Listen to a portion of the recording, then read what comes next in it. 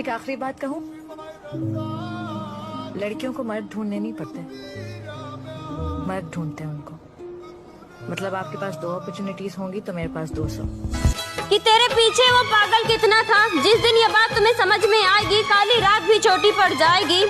उसने खुद की आंखों में आंसू लेकर भी तेरे आंसू पोंछे थे और तूने हमेशा उसे फालतू ही सोचे थे।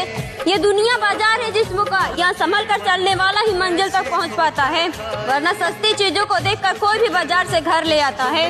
यूँ तो टाइम से मिल गई हर चीज, उसने कुछ गवाया न था। यूँ तो टाइम से मिल गई हर चीज, उसने कुछ गवाया न था। तुझे पाने के लिए रोना पड़ गया, वरना उसके बाप ने कभी उसे रुलाया न था।